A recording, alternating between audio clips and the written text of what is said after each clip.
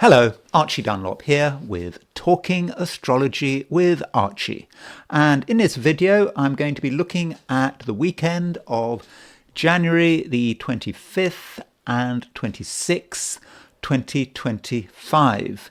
And in terms of my topic, I thought I'd have a look at Keir Starmer, the British Prime Minister. He seems to be under a lot of pressure. He's increasingly unpopular. And yes, things do seem to be moving from bad to worse, especially now that Donald Trump has taken power in the US. It's been said that Keir Starmer was really banking on Kamala Harris winning the 2025 election. The Labour Party, his party, got themselves into a really bad situation because 100 of their members went to the US or were planning on going to US to support Kamala Harris and to work in phone banks. That just didn't go down well. It's always a bad idea if you're a British Prime Minister to support one side or the other. It's like in the sort of early 1990s, it was said that the Conservative government of John Major sort of tried to help George Bush in his election campaign by looking for dirt on Bill Clinton, perhaps his marijuana use in the late 60s. So it's always difficult if you're a British government, and you have to really try to be as neutral as possible, or really the British government should have recognised that Donald Trump was going to win. Maybe you could have said they should have listened to me, but I don't want to sing my own praises. So that's my main topic, Keir Starmer. I want to consider what's going on in his chart and how the inauguration is impacting him, and I want to make a few comments about the near future, what might be going on in the next couple of years in terms of Starmer and his government. But before I look at Keir Starmer, I want to consider the astrology and the I Ching for the weekend, which is the weekend of January the 25th. No, sorry, January the 25th and January the 26th, 2025. So here is the chart for the weekend. I've set this chart for midnight on Sunday the 26th. So that chart is, right in the middle of the weekend. And you can see in New York time that the moon is at 25:19 Sagittarius at midnight on Sunday. So that means that throughout Saturday, the moon is going through Sagittarius. So the first part of the weekend, we've got the moon in Sagittarius, and that's a planet in a fire sign.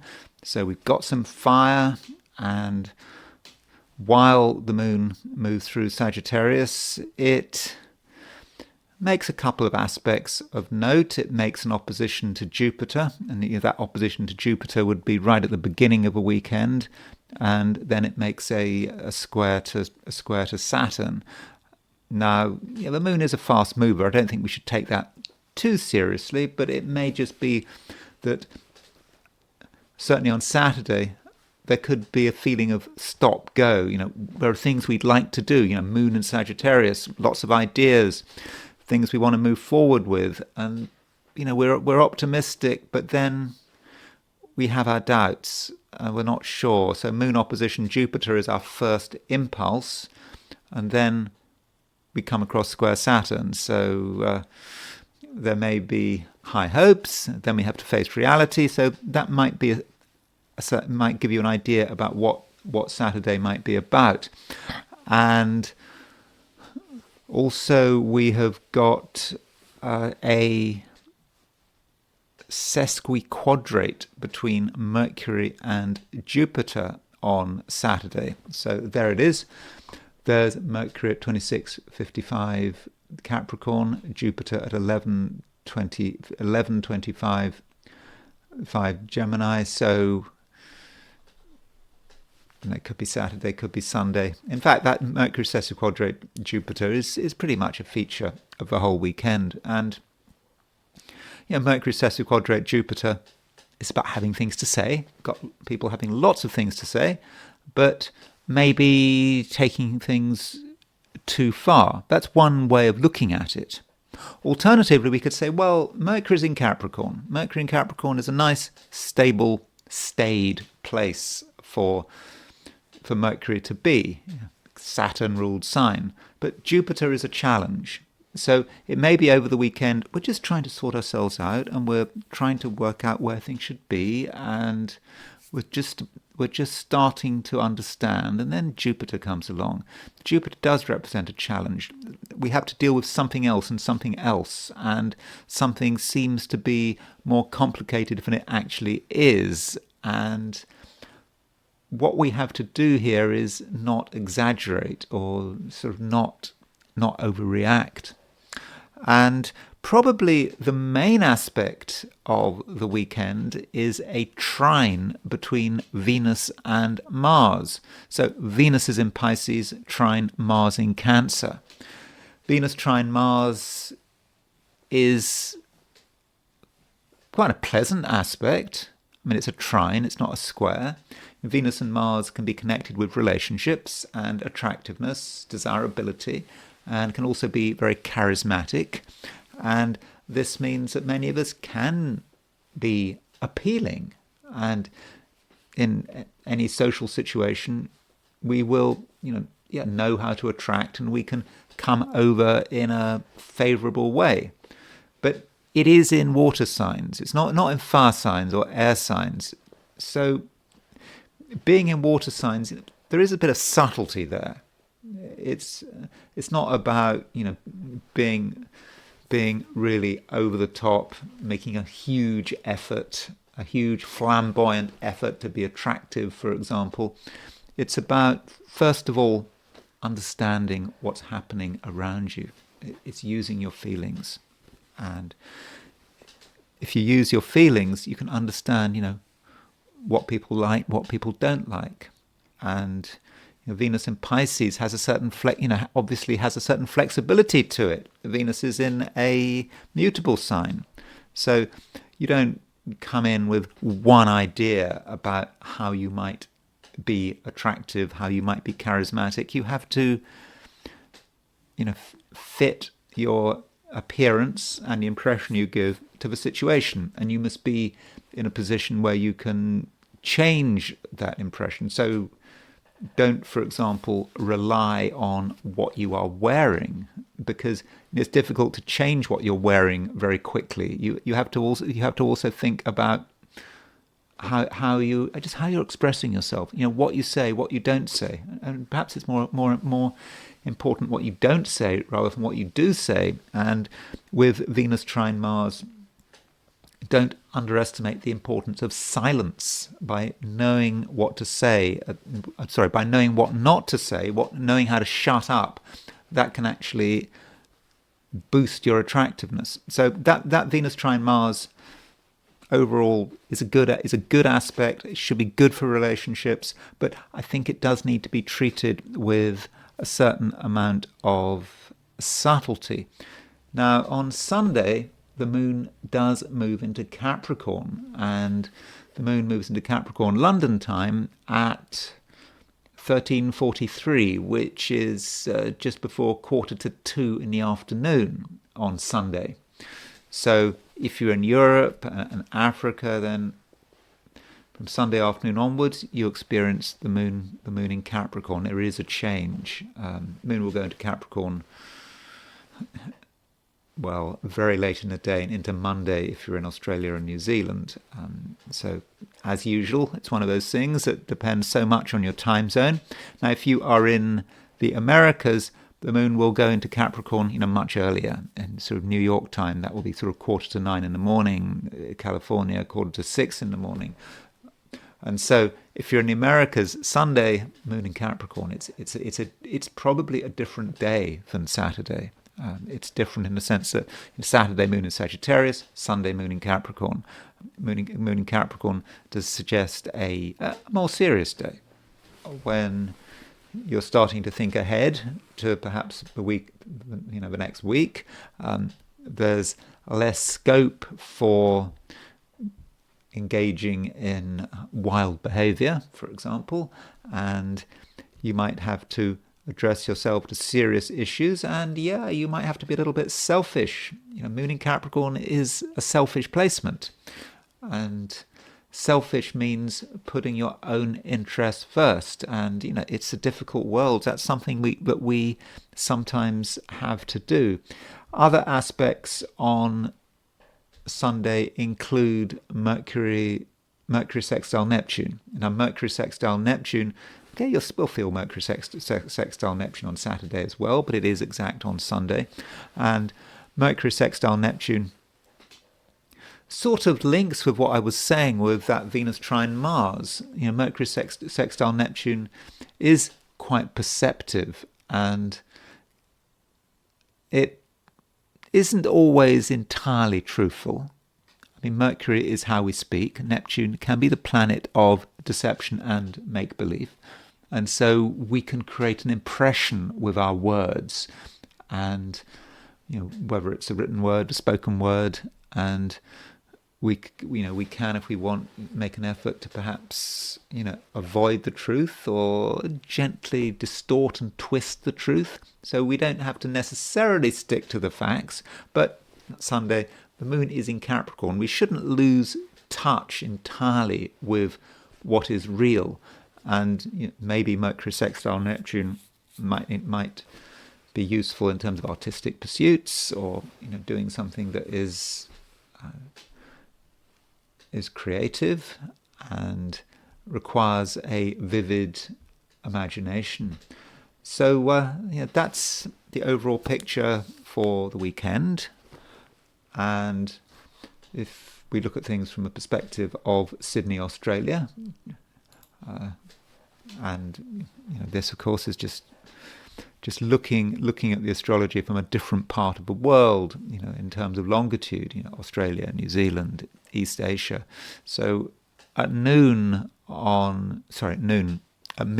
on Sunday, the moon is at 16 Sagittarius. So the moon is actually in the middle of Sagittarius, and that's just a reminder, if you are in Australia and New Zealand, that the moon is going to be in Sagittarius, for the whole weekend. There's no talk of Capricorn yet. Okay, maybe very late in the evening, perhaps. Even then, maybe in parts of Western Australia. I'm not sure. I don't really have the time zones to hand, but it is a moon in Sagittarius weekend if you are in Australia, and if you are in Australia and New Zealand, then that lunar aspect between Jupiter and Saturn, moon opposition Jupiter, moon square Saturn, could be quite important, especially late on Saturday. I don't know what you're doing on Saturday evening. A sense of stop and go. Also, things you would like to do, but finding you can't necessarily do them. So I don't know what you're planning on Saturday, but you did I say evening? I sort of meant more afternoon. In fact, as Saturday progresses, you might feel that things are a bit stop-go, but by Sunday that aspect between the moon and Jupiter and Saturn will have passed. So there is a little bit of difference between Australia, New Zealand, and the Americas, and I think the main difference is that there's really no Capricorn, moon in Capricorn. That's really a feature of Monday. And now I want to look at the heliocentric chart. So here's the heliocentric picture for the weekend, and I'm not saying that anything particularly dramatic is going on, though look at Jupiter and Saturn. Jupiter and Saturn are now exactly in square heliocentrically, and this square has been exact for some time, but now it really is exact. And Jupiter square Saturn heliocentrically, it's about the business cycle. It's about society. It's not necessarily personal. We are very aware of what is what is happening, what's happening in the economy. It really does hit us. We can, and I think with Jupiter square Saturn, the two planets are very much at odds with each other, and I think there is a sense of confusion. So if you're in the Americas, or sorry, if you're in the United States, there's a lot of enthusiasm about Donald Trump, for example. I mean, not in all quarters, but some people are saying, Jupiter, if you're a Republican, for example, you can see all the benefits of a Trump presidency. Trump presidency is pro-growth. It's going to be a golden age for America, and certainly, at least in the short term, maybe. But at the same time, you can see all the problems. You can get the feeling that recession might be on the horizon. There is that worry, and that's Jupiter square Saturn. I'm not saying recession is on the horizon, by the way, in terms of the US. I think other parts of the world may be a different story. But that Jupiter square Saturn is that confusion and that tension, and how you experience that Jupiter square Saturn may depend what country you live in. In the United States, there may be more emphasis on the Jupiter. In, I don't know, Germany or the US or the UK maybe, but more of an emphasis on Saturn. And it's not just a business cycle, it's about society and the pressures within society. And this Jupiter Saturn square, okay, heliocentrically it only happens once because Jupiter and Saturn don't go retrograde in the heliocentric chart, but we do get another Jupiter Saturn square geocentrically, which will happen in the summer. I think it's in June, and so that's something to look forward to. Well, the Jupiter Saturn square over the summer is you will have Jupiter in Cancer and Saturn in Aries, because both of those planets are going to change sign. And don't forget, Mars is starting to move to an opposition of Pluto. This Mars opposition Pluto, by the end of a weekend is going to be getting very, very close. And it's probably exact on Monday, but it is about a struggle, a sense of maybe good and evil. Which side of the struggle are you on? Are you going to be a winner? Are you going to be a loser? And issues of power might be very important. So that's the broad heliocentric picture. I might have missed some stuff, but just think about Mars opposition Pluto and Jupiter square Saturn. Those seem to me to be the main things going on. And it's time to look at the 12 signs. So these are my forecasts for the 12 signs for the weekend of January the 25th and 26th, 2025. Aries, you start the weekend feeling really very optimistic. You are, as far as you're concerned, in a good position, and you're very aware of what could go right. Yes, it really can go right if you give it everything you've got, and you're a lot more sort of forward thinking and forward looking than you have been recently, and you are thinking about possibilities, and you're able to be in the center of things, and you will be helped by the fact that Venus is making a trine to Mars. So Venus trine Mars, it is a charismatic aspect, but it's especially charismatic for you. Venus is the planet of relationships. It's making a trine to Mars, and this does allow you to get on very well with other people. But it is somewhat at odds with the moon in Sagittarius. So with the moon in Sagittarius, which says so much about your experience of Saturday. Moon in Sagittarius is quite exciting. It's full of energy. It's action orientated. You can indeed be the life and soul of a party. But just because you are enthusiastic doesn't mean to say that you're necessarily charismatic. Charisma takes something else, especially when you've got this Venus trine Mars in water signs. And so Aries, it's very important to tune into a sort of sensitive side of your nature. You're not going to attract people just by making a lot of noise. You have to make an effort to understand them and ground them. This is a time with Mars in Cancer, where you're trying to ground yourself and understand what is important for the long term, and by creating a sense of security amidst the bright lights, amidst the excitement. Yeah, you can do that. By creating that kind of security, you can make other people feel secure. And once you make other people feel secure, they're going to do things your way. They're going to want to be close to you.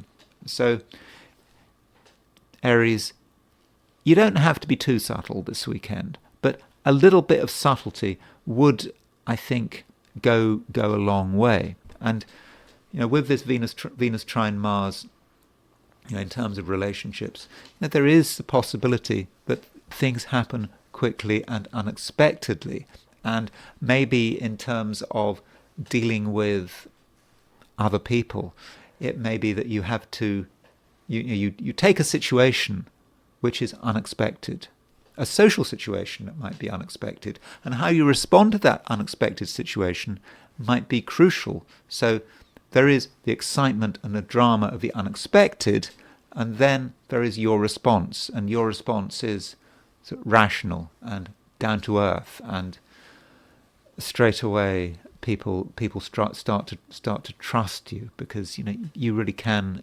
stabilize things. And the moon is late in Sagittarius, and it does move into Capricorn, certainly if you're in the Americas or Europe. So with the moon moving into Capricorn, which is Sunday morning if you're in the Americas, Sunday afternoon if you're in Europe or Africa, with much later on Sunday if you're in Australasia and into Monday.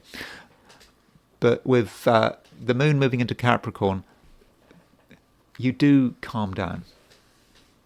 And things might not be quite so interesting, but that could be a good thing. It allows you to understand what is important, and at the same time you can be more focused and be thinking about, for example, your ambitions, what you want to do in the future. And you may be thinking about next week. You're almost in a new week. It might be a Sunday, but you're thinking ahead. And moon in Capricorn encourages you to really think about your own interests and think about what you want to do. And you can do it in a way that is fairly selfish. Just because you're being selfish doesn't mean that other people have to suffer. You just have to put your own interests first. If there's time for another person's interest, that's great. And do think about where you want to go. And it is okay on Sunday to be ambitious, and you don't have to be part of the fun and games. You can generally withdraw. But overall, not just in the world of the Aries, on Sunday is going to be a quieter day than Saturday, especially late on Sunday. So looking at the weekend in general, Aries looks pretty good. I don't see any reason why it should be a bad weekend. In fact, on many levels, things should be going your way. Taurus. The main aspect this weekend is a trine between Venus and Mars. And this Venus-Mars trine, it is important to you because it involves Venus. I mean, Venus is your ruler, and this Venus-Mars trine is quite mobilizing and activating. Regardless of anything to do with relationships. I mean, there is a relationship aspect of this Venus-Mars trine, but it is just about you activating. Venus represents you, Venus in Pisces, so it makes a trine to Mars, and that's very energizing, isn't it? It allows you to move. It motivates you to say things, and you're looking for action, but you're not looking for action in any sort of crazy way, because this Venus-Mars trine is in water signs, and so you've got Venus in Pisces, trine Mars in Cancer. You have a very good understanding of your limitations. You also have a good understanding of other people's limitations, so you can act within the limits. You know what you can do, you know what you can't do. Your emotional sensitivity is probably going to be better than average, and you'll just have a good understanding of what people are thinking about, what people are feeling, and yes, what their actual limits are. In terms of socializing and parties, for example, yes, it can be a good weekend for socializing, provided you don't take things too far. There is a sense in which you could be overwhelmed. There's still a side to you which is fairly introspective, especially on Saturday, and there are still things that you're trying to work through, and if you really were the center of attention, you might not really appreciate it, but you are able to look after yourself, and you know how to change the pace. So if you're somewhere and you want to make things faster, you know how to make things faster. If you want to slow things down, I think that's something you can also do, but probably it's easier to apply the accelerator than to apply the brake. And so if you take things too fast, you might be running away with yourself. And I don't think that that's something that you want to happen. But, in terms of relationships, this weekend is good with that Venus trine Mars. You have to say that. Venus trine Mars is, in a way, the perfect relationship aspect, and it's a trine. It doesn't have the tension of of an opposition or a square. Things move well. So if you're involved in a relationship, you and the other person can get on with each other. There's not much resistance. There's no sense of incompatibility. And if you want to make new relationships, Venus trine Mars, really should help, and the things you say can be useful, and the things other people say. So relationship wise, things do look really good. Now, over the weekend, the moon does change sign, and it changes sign from Sagittarius to Capricorn, and this sign change, I would have said, does work in your favor. Moon in Sagittarius, it's not too easy, Moon in Sagittarius, if you're a Taurean. It just feels that you feel that just things are not quite right, that things may be moving a bit too quickly for you. There's a lot to process. You're able to make a few connections, but just because you make a connection, just because you really understand the way things are, doesn't mean you're comfortable. But with the moon moving into Capricorn, you feel more relaxed, and you feel more relaxed with the new.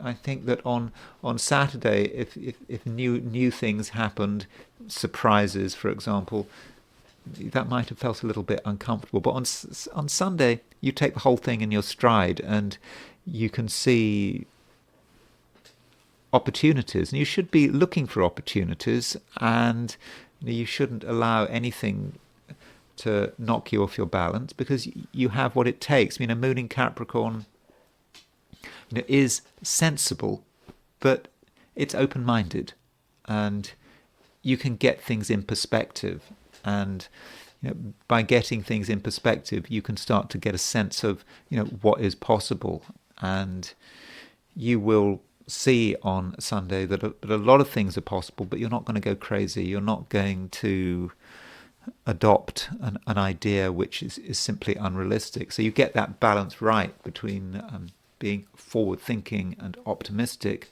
but also being realistic and knowing what you can do and what you can't do. So Taurus, it's a weekend that seems to develop nicely, and that movement of the moon from Sagittarius to Capricorn does work in your favor, and also that Venus trine Mars is something you should really try to take advantage of. I think that Venus trine Mars can really improve your social situation, and it should be good for relationships at all levels.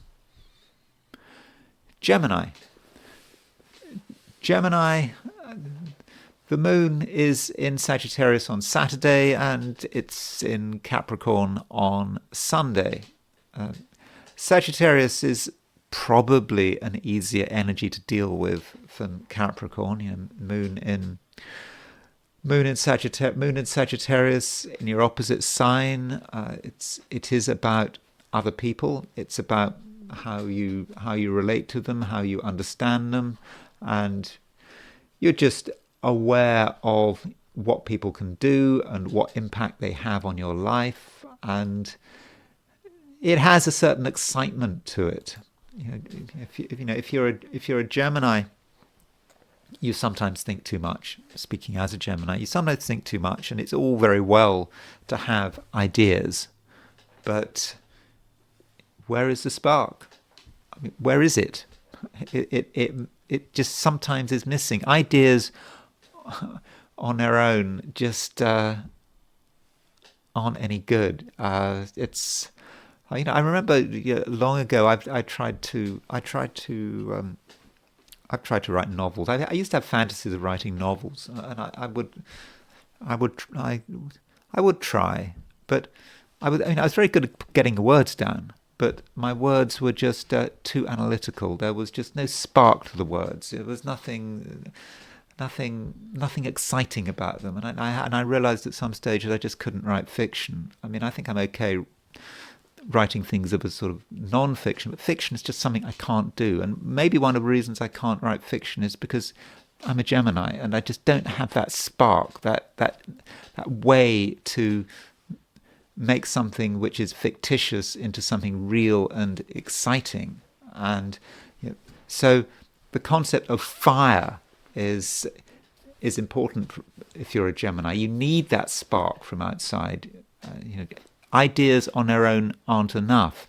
And with the moon in Sagittarius on Saturday, it is a time when you perhaps can get that spark from outside. If you haven't got it yourself, you can find it elsewhere, and maybe you can find it from another person. And other people do matter this weekend, because we do have a Venus-Mars trine. This Venus-Mars trine, with Venus in Pisces and Mars in Cancer, is useful, I would have said, and it's going to help everyone in terms of relationships, regardless of their sign. But in your case, the moon in Sagittarius gives you that extra spark, and so that's perhaps how relationships can work. You know what you're missing, and another person can provide it. But the moon doesn't stay in Sagittarius forever, and it does eventually move into Capricorn. And so on Sunday, okay, it could be Monday if you're in Australia or New Zealand, or certainly late on Sunday, when the moon moves from Sagittarius to Capricorn, in some ways things become less easy, and of course when the moon moves into Capricorn, the spark goes, because there are no longer any planets in fire signs, and things are more down to earth. So Gemini, by the end of a weekend, there may be something about you which is quite cautious. You understand that it's a complicated world, and you want to do things right and yeah, it might be a little bit boring, but you know you have to be sensible. And this Venus trine Mars, which is such a good aspect, kind of echoes this, because Venus is in Pisces, and Pisces is quite a sensible directional sign in a Gemini chart. By directional I mean it's about where are you heading, where do you want to go, what are your ambitions for the future. Venus in Pisces, are other people going to help you achieve these ambitions? And then Venus trine Mars could be about using other people. Could be. And I think it's okay to ask this question, Gemini. How useful can other people actually be? Because you have your ambitions, and you may feel that you can't do them on your own. You can't achieve them on your own, and if other people can help, that would be great. And I know we don't want to be too transactional about it, but there is a transactional nature to this Venus trine Mars for you, especially with the moon moving into Capricorn on Sunday. And so by the end of the weekend, you may find yourself asking yourself, which people are helpful, which people are useful, which people can help you achieve your ambitions. And it might not sound very nice, but it's okay. Just because someone is helping you achieve your ambitions, just because you are choosing one person's company over another person's company for selfish reasons, doesn't mean that you're a bad person. Sometimes you do have to make that choice. And with the moon in Capricorn, a selfish streak does emerge, but it's a selfish streak that I think that you're quite able to keep to yourself. And also, Gemini, you're able to be somewhat manipulative as the weekend progresses. So if you want things done in a particular way, then you can get people to oblige. And yeah, you can do it very subtly. I don't think anyone will really recognize your selfishness. I mean, you'll recognize it yourself, and you have perhaps a moral decision to make. How far do you want to go? But if you are self-interested over the weekend, again, especially on Sunday, then I think that you can cover a lot of ground. And it just may be a situation not where you win, someone else loses. It may be that you benefit, and other people, they might benefit also. It might be just a neutral experience, or they might not know they're helping you. They might not. I don't think they will know your motivations, but I don't think anyone need suffer or be disadvantaged because of your selfishness. And Gemini, don't feel that you have to apologize to yourself, provided no one suffers. So this weekend, I have to say, well, what would you want? What would you like to happen? What is in your best interests? And you just go for it. And don't feel that you have to apologize. Cancer, you start the weekend feeling a little bit cautious. You feel that things aren't particularly easy to understand, and you need to give yourself time. And you're also trying to relate to the past week, trying to bring things together, trying to maybe sort of understand, what was going on. And what you really value on Saturday is order and predictability. What you absolutely don't want to be doing is having to respond constantly to other people's pressure and other people's randomness. You want to know that you want to know what's going to happen in advance. almost every minute of the day, and you might have moments where you feel, oh, this is a chance to get something done, to be enthusiastic, but the moon makes an opposition to Jupiter, but also the moon makes a square to Saturn, and that moon square Saturn on Saturday does make you more cautious, and it does make you want to sort of slow things down. And this means, Cancer, that things should be done at your pace, and you shouldn't put up with other people's impulsiveness. It's not appropriate, and it's not something that you appreciate. Now, it's not all bad. It's certainly not bad at all, actually, because we do have a trine aspect between Venus and Mars. So you've got Mars moving through Cancer, and Mars moving through your sign is quite energizing.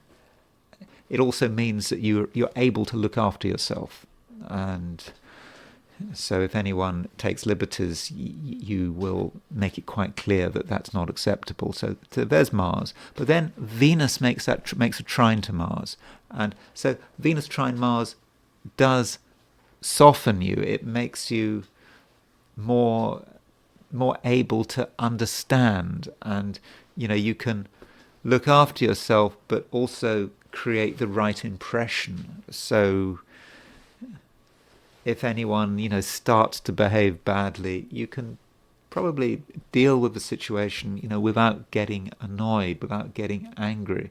And taking the Venus Mars trine further, it should be pretty good for dealing with other people, getting on with other people, especially other people that you don't know too well, because we've got these two aspects. Certainly on Saturday we've got moon square Saturn, and with moon square Saturn you could say that certain people could be irritating. They could try to restrict your freedom of action. They could be annoying.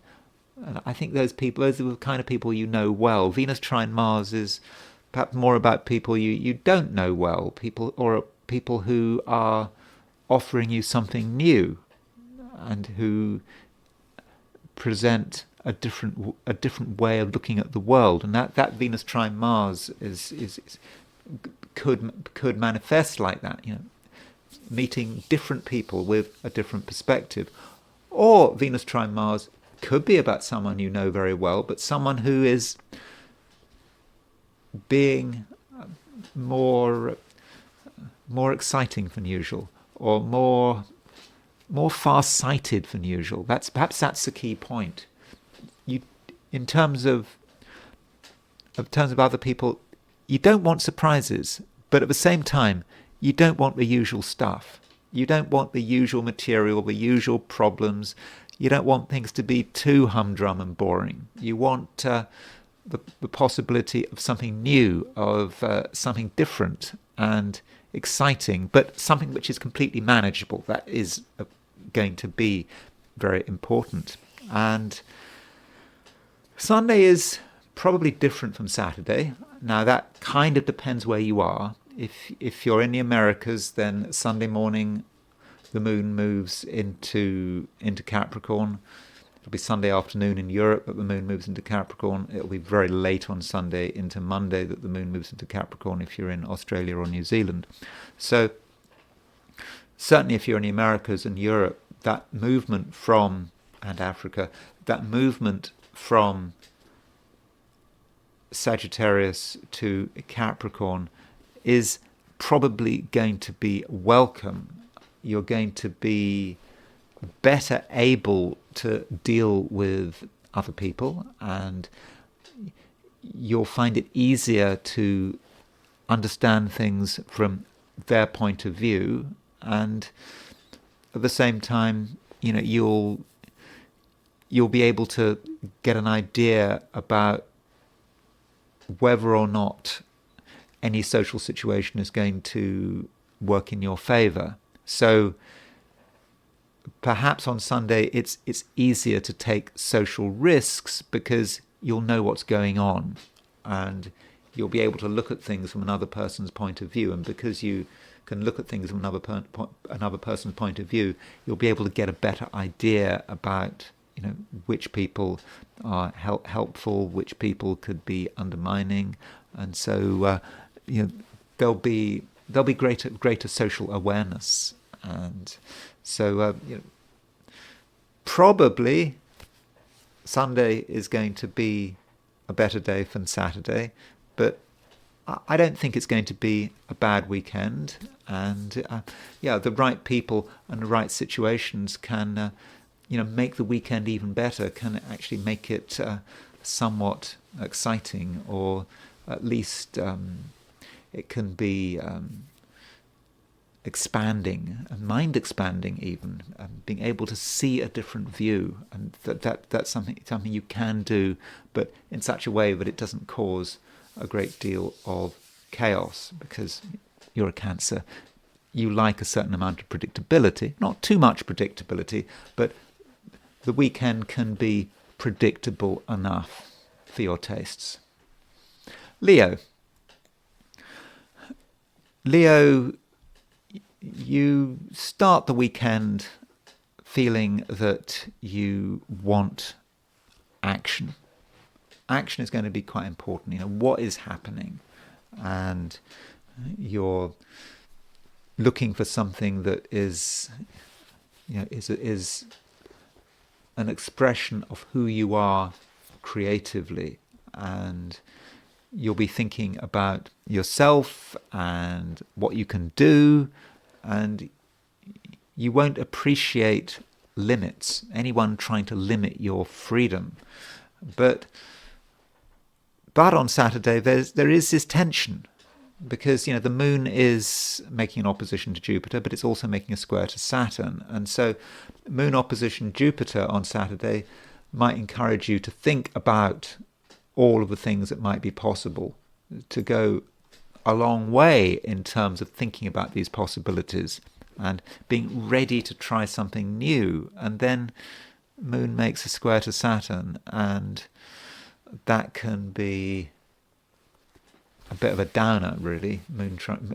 Especially on Saturday. It's not really a feature of Sunday, but that moon square Saturn might force you to understand that certain things are actually impossible. Maybe they're impossible because of external circumstances, but they might also be impossible because of you, because you just don't want to do it, or you can't do it. Emotionally, there's just a block. So at one level you want to do it, but your heart says no. And that means that you mustn't get too excited on Saturday, and you must choose things and choose activities which actually are possible. Saturday's certainly not a day when you want to just indulge in fantasy for the sake of fantasy, because it just won't go anywhere, and you'll realize in the end that you just can't quite deal with it. And as far as the world around you is concerned, I'm thinking that you're going to have increasing doubts, and this is especially the case if you are attempting to have a high-profile social life, if you want to be in lots of different places, you're looking for action. It's nice to have these ideas, but I just don't think you're going to be able to see it through, and you might find that it's in the end that things come to a standstill. But maybe you shouldn't be thinking about what's happening out there, trying too hard to just engage, giving other people a go, going to different places. Just focus on yourself. Focus on what you can do, and if you're getting attention, that's great. But if you're not getting attention, it shouldn't bother you. It shouldn't bother you at all. And consider your own insights and your own understanding. There is a Venus-Mars trine this weekend, and this Venus-Mars trine is going to impact different people in different ways, and it impacts you in quite a subtle way. You have a good understanding of other people and what they're going to do and what their motivations are, but it's not an understanding that you can really talk about or even really think about it. You just have this intuitive feeling, and if you follow your intuition and then you'll be fine. And, you are a Leo. Your intuition is telling you what's right, and your intuition is probably working quite well with your emotions. So emotions and intuition working well, you pick things up emotionally, you draw the right conclusions. And if you reach a conclusion about a person, especially on Saturday, I think your conclusion is going to be by and large correct. You might, for example, realize that someone can be trusted, or you might realize that they're completely untrustworthy. And you need to give yourself the space to actually make those conclusions. And you don't want to be too crowded out. And at the same time, don't forget your own fundamental vision. That really is important. You have a vision. You have a real sense of what is possible that cuts through all the mess, that cuts through all of the social chaos, whether people can be trusted, whether people are going to let you down. There is that underlying vision which just moves through the whole weekend. And as you move into Sunday, you're probably going to become more realistic. You'd have a vision, you have an idea about what is possible or what can be possible, but you also know where the restrictions lie, and you can maybe work with those restrictions. And on Sunday, as the moon starts to move into Capricorn, you do become more down to earth, and you at the same time you're not being unimaginative. Mercury is making a sextile to Neptune, so in your own quiet way you can tune into your own imagination, but it's perhaps understated. And by the end of a weekend, I think it's just a time to be sorting things out, working out what is possible, and not taking on too much. Virgo, this weekend, Mercury is making a sextile to Neptune, and this sextile between Mercury and Neptune, does look good. I mean, Mercury is your ruler. Neptune is the planet of the imagination. Yeah, it can be the planet of fantasy, but it is a sextile. I mean, a sextile is quite a talented aspect, and Virgos should tune into their imagination, and they shouldn't hold themselves back. And it may even be a little bit of fantasy is okay, but do consider what is possible and allow your mind to drift, provided you're not tripping yourself up, provided you're not engaged in something material. And that means you have to separate the material and the inspirational. You don't want to mix the two. Allow your mind to drift, but not if you're dealing with money or business or something materially important. But so if you're involved in anything which requires an imagination, whether it's art or writing or poetry, whatever you're doing, you'll be effective. And you'll be able to conjure up some amazing imagery with this Mercury sextile Neptune. And Mercury is also the planet of communication, and it does say something about how you are able to express yourself, and you're able to use language which is attractive, which is appealing, which seems to offer something. And you might even be able to take something which in itself is not particularly interesting, but you can turn it into something else. Maybe it's the way you wrap something. You wrap something up in colourful, exciting paper.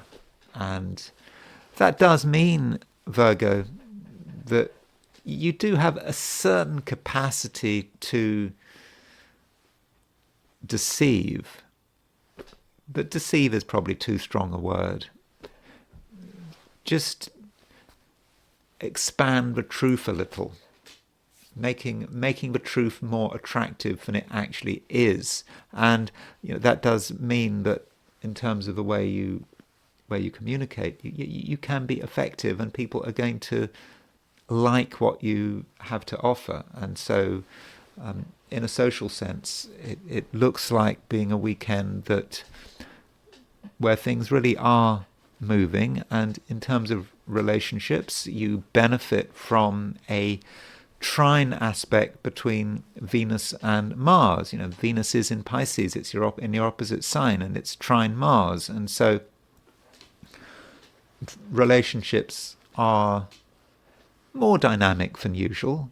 There does seem to be something going on, and if you put a little bit of energy into your social life, there's a good chance that you meet people who you like, who you get on with.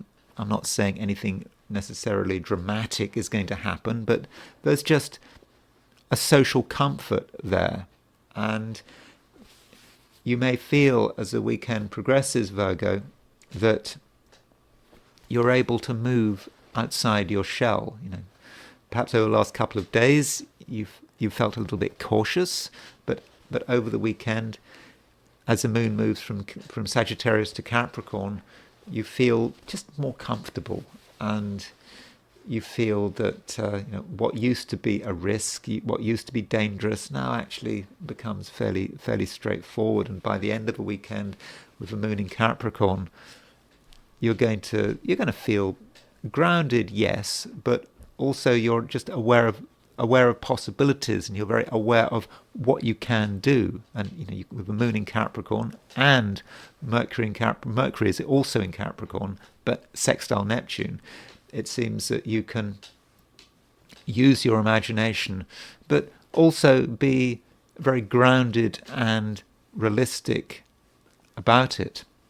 And that means, Virgo, that I'm thinking that it's a weekend that it just looks fairly good, that is in a state of constant improvement. Things are getting better, and also you do have a certain amount of power and charisma, and you're not someone who is easily ignored. Libra, Venus is trine Mars, and this Venus trine Mars aspect should really work in your favor, and on many levels.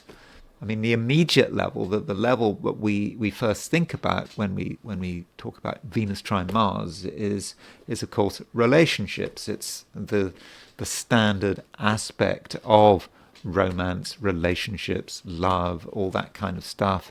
And a lot of astrologers get very excited about Venus trine Mars, and I suppose they try to excite the people they're talking to. They're trying to make forecasts for. But one doesn't want to get involved in hyperbole. One doesn't want to exaggerate. I mean, that is the problem with astrology, that some astrologers, I mean, all astrologers, feel this pressure to create a larger-than-life world, to create this fantasy world for their clients. And I think I was certainly aware of it when I first started working as an astrologer in the 80s. And you look at these aspects happening, and you get really excited about these aspects, and you tell people all these wonderful things are going to happen. And the reality is that in an average life, there are probably only about 6 or 7 important events.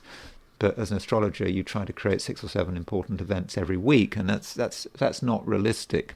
So, going back to this Venus trine Mars, we don't want to get too excited about it.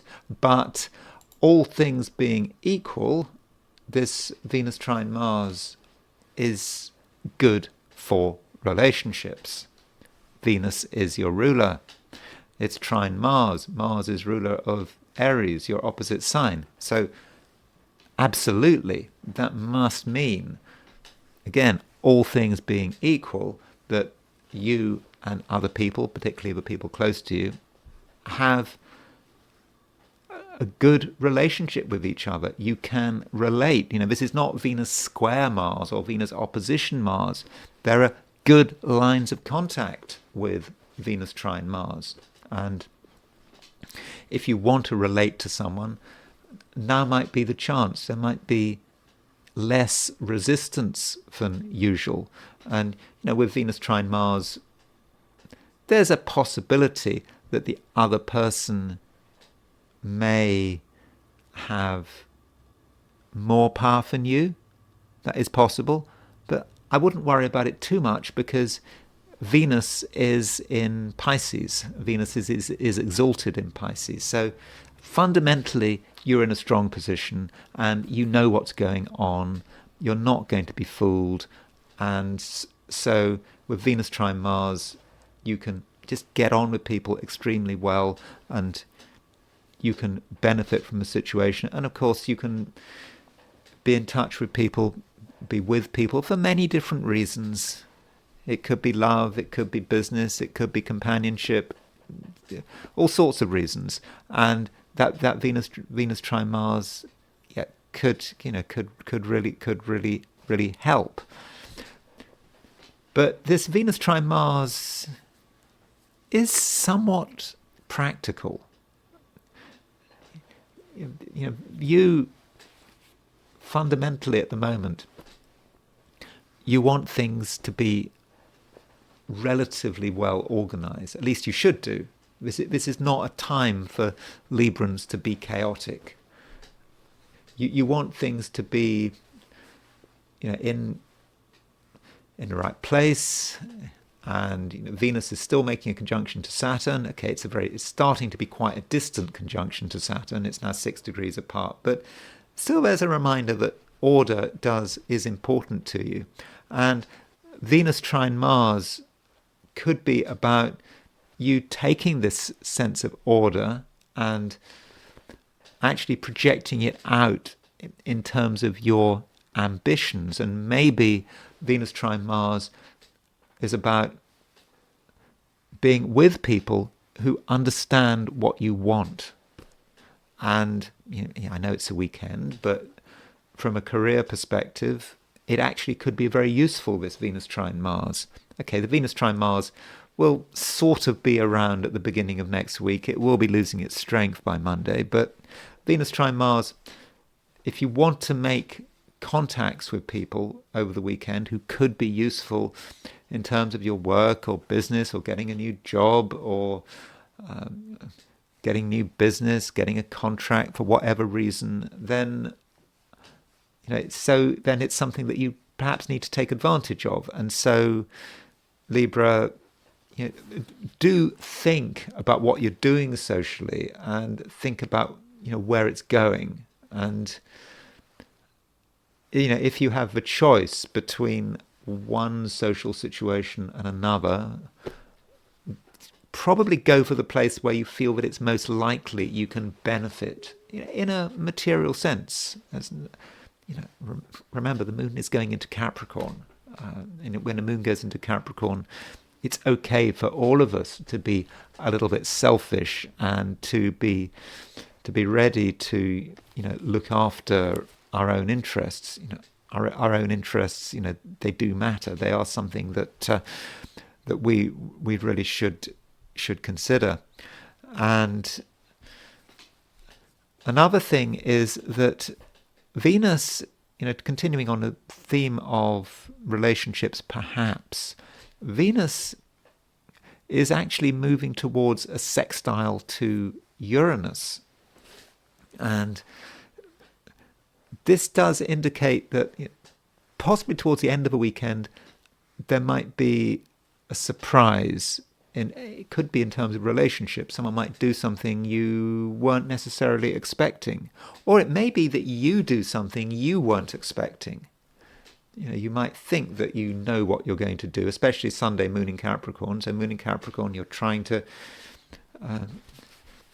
make sure that nothing spoils things. You want things to be straightforward. But then, at some stage late in the weekend, you might just do something you just weren't planning on doing. It just happens. And it's not even like you make a decision to do something dramatic. You just do it. And when you do it, you realize you've done something quite special. And you might surprise yourself. And you might surprise other people. And it's nothing to be ashamed of. And in fact, through an almost unconscious action at the end of a weekend, you could really help to move things along. Scorpio. Mars is your ruler and Venus is trine Mars. And this Venus trine Mars really is a good thing. And it should be. I mean, you think about it. Venus is in Pisces. Mars is in Cancer. So they're making a trine aspect. And the other water sign, the empty water sign, is Scorpio. So we do have a kind of a grand trine here. Scorpio is one corner of a triangle. Mars in Cancer is the second corner. And the third corner is Venus in Pisces. And this does mean that over the weekend, you should be pretty charismatic. You may not feel charismatic, but there's just something about you that people can't ignore. You are just there, and people want to know you, and you might be somewhat intriguing. And there may be a sense that you might be an answer. People are looking for answers. People are very confused. And Scorpio can give the impression that they really do have something to offer. And this means that you should try to be in a place where people can be in touch with you. That might be a physical location. It might be just making sure that people can get in touch with you through the phone or internet or Zoom or however you get in touch with people. But as soon as you start talking, it's really clear that you're interesting, and you just give the impression that you really do have something to offer. And this Venus-Mars trine, of course, it is great for relationships. If any weekend is great for relationships, this weekend should be it. Of course, it's all relative, and I'm just always wary of telling people about why relationships should be an area of improvement. I have been criticised for this, by the way. I've been criticised for, not being enthusiastic, not giving people hope where they want hope. I've been criticised by another professional, I suppose. Just give people something.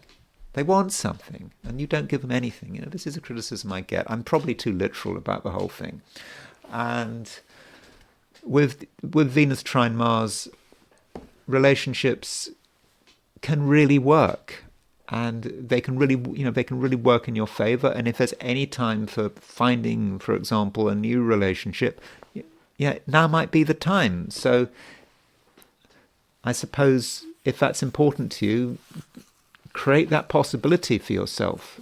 And at the same time, don't have expectations. It's always the case. Don't have expectations. Expectations will kill any possibility of a relationship. And I always kind of say to myself, that the reason people ask an astrologer about relationships is because they know deep down that it's not going to happen.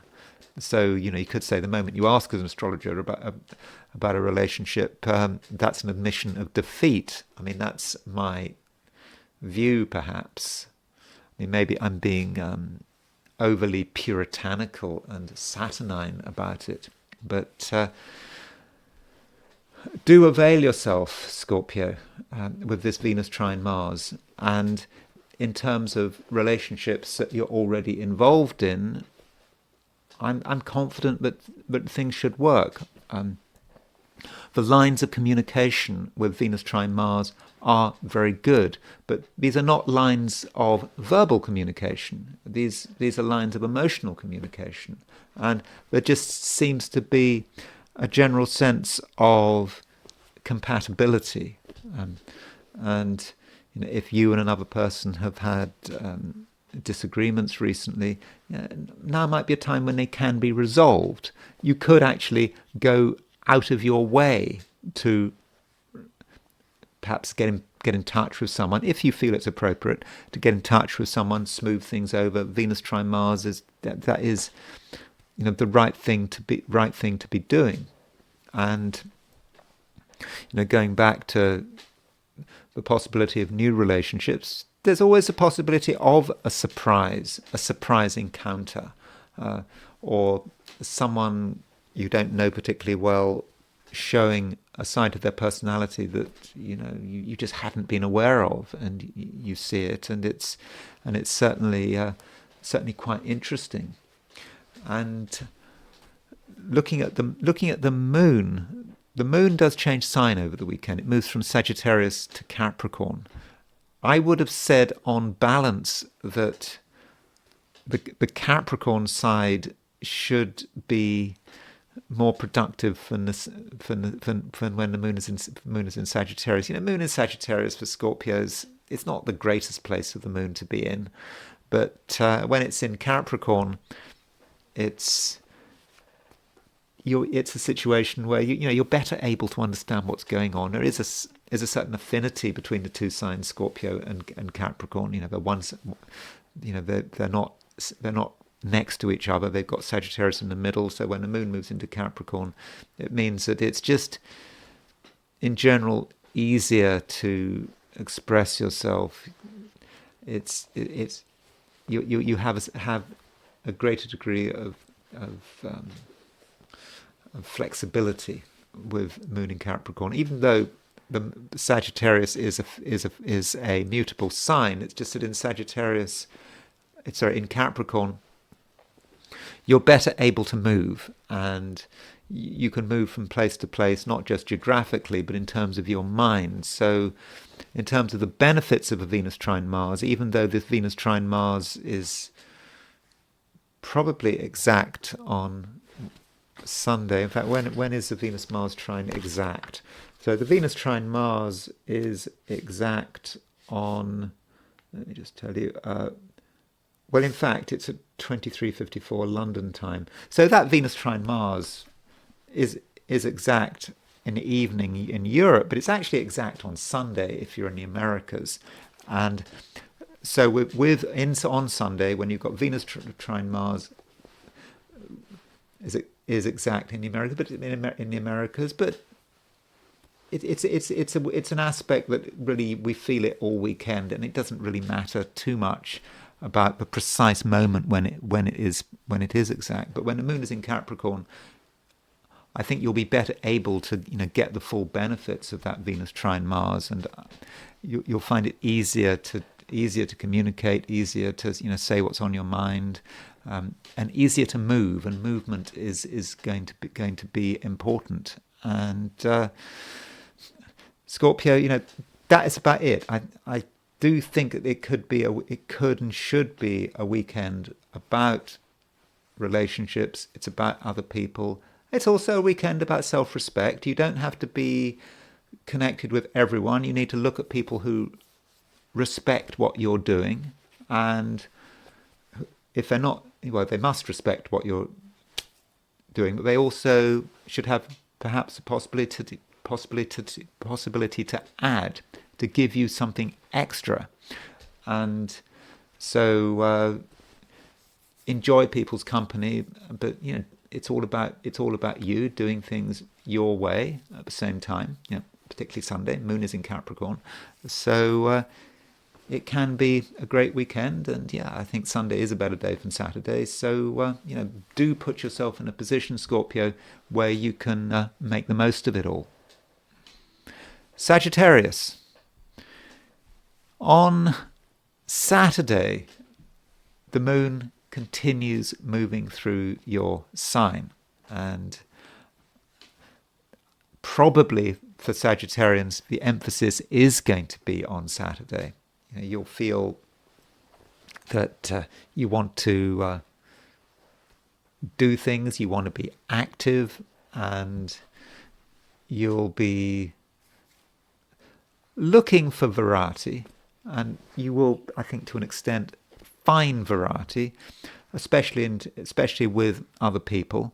But you don't want to be drawn in by things like your home and your family. Your home and family could be a little bit of a problem on Saturday if you pay them too much attention.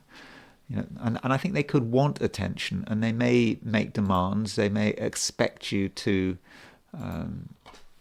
give freely of your time, and if you do give freely of your time, you may be dragged in, and you might find that you just can't do what you want to do, and that, I think, would be a shame.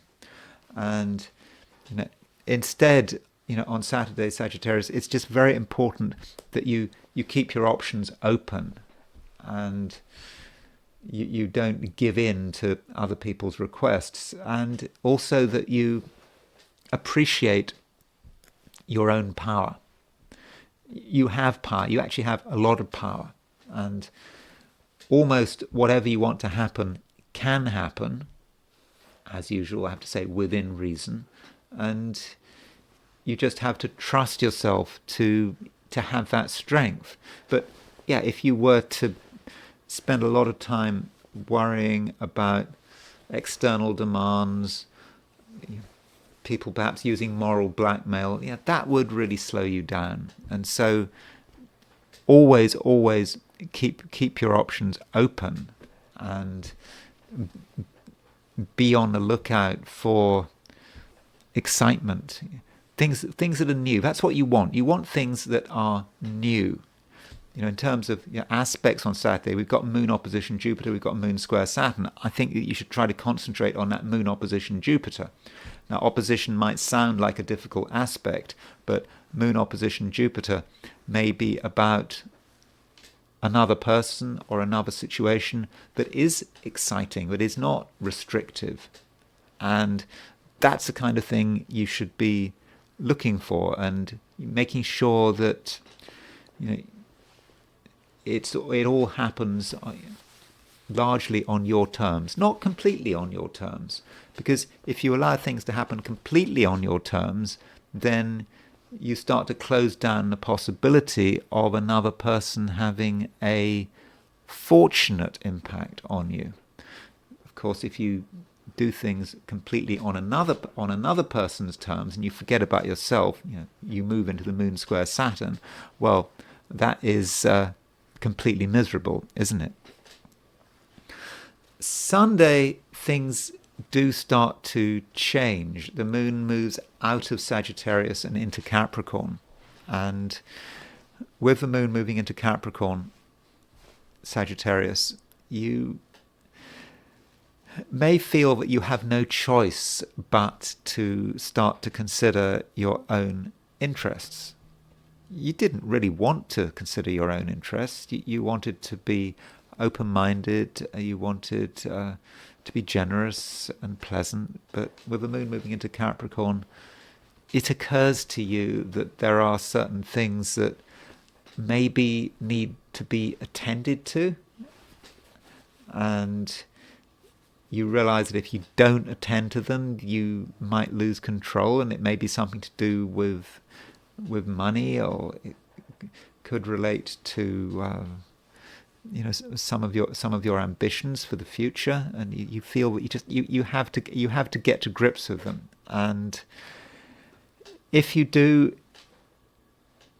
you'll do a good job, and you'll still have a vision about what is possible, but the details will be sorted out, and you will feel more grounded and more confident, and that will put you in a better position in terms of moving into the new week as you move into Monday. Now, you might be asking, what about the Venus trine Mars? Venus trine Mars is the major aspect of the weekend, and it's an aspect that I've been talking a lot about, and it affects us all. I mean, you can say Venus trine Mars is about relationships, it's about charisma, it's about attractiveness. Everyone can benefit from that Venus trine Mars. What does it mean to you? That Venus trine Mars seems to me to be quite a private aspect for most Sagittarians. It's not an aspect that you can use in a direct way. It's not like you're going to suddenly come over as being a super charismatic person. Everyone notices you. Your charisma is going to be more understated.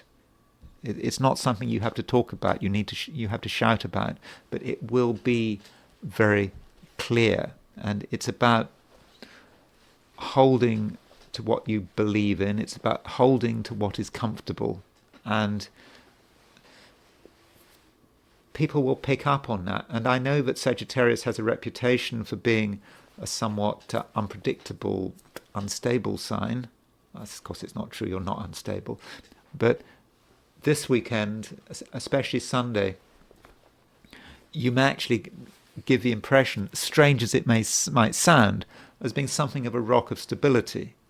And that kind of reminds us that there was this emphasis on home and family.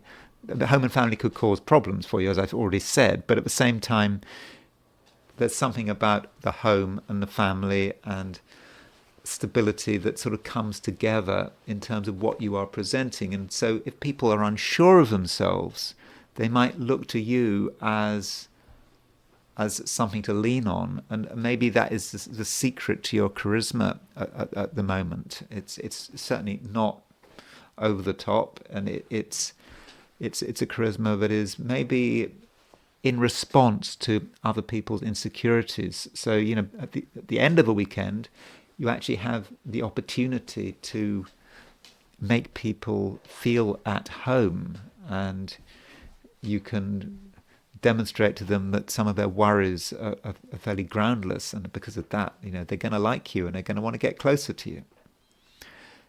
Capricorn, the moon is getting ready to move into your sign, and this sign change takes place Sunday morning if you're in the Americas, Monday morning if you're in New Zealand, so it kind of depends where you are. But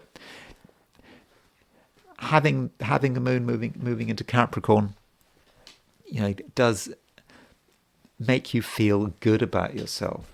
Not good in a spectacular way, but just feeling that you've got things right and that you're in control. And it may not be exciting, but who wants excitement? With the moon in Capricorn, you've got all you need. You don't need to go elsewhere to find what you're looking for. And Sunday might then be a very different day from Saturday, whether it's Sunday evening or Sunday morning, depending on the time zone. Saturday we've got the moon in Sagittarius. That's a very different energy, moon in Sagittarius. And you might regard that as being things happening on the outside.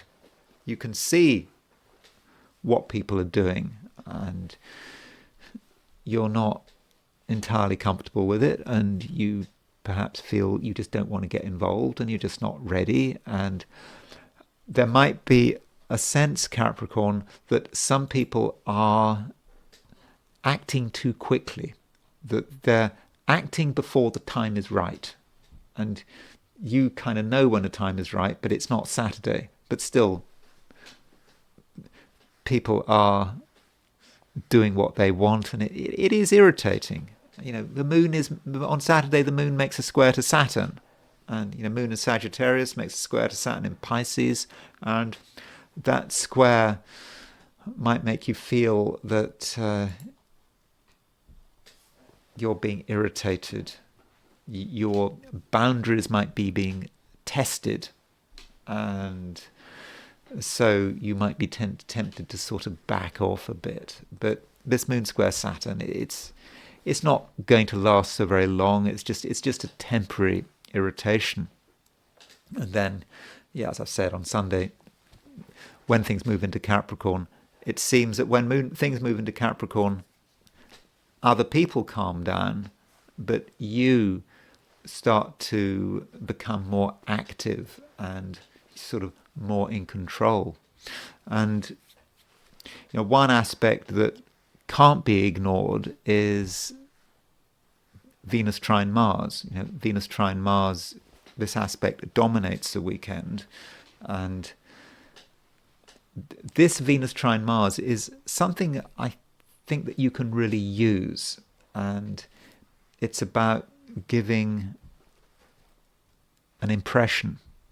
It's about how you talk and how you carry yourself. And there's something about the way you communicate that is reassuring, and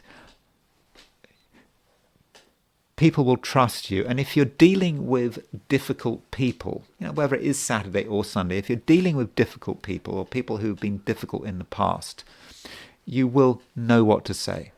You'll know that some things can be said, something can't be said, and you'll just be able to calm people down and explain to people, what is possible, what is not possible. And even if there have been recent disagreements, you have a chance to settle them. And so in that way, with this Venus trine Mars, you can be a force for good and a force for stability. This Venus trine Mars might also say something about your ambitions and how you advance your ambitions.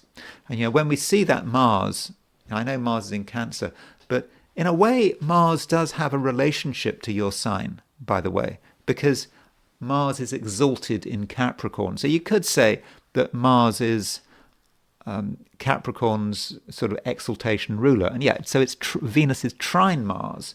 And that means in terms of your ambitions, it can really actually work very well for you.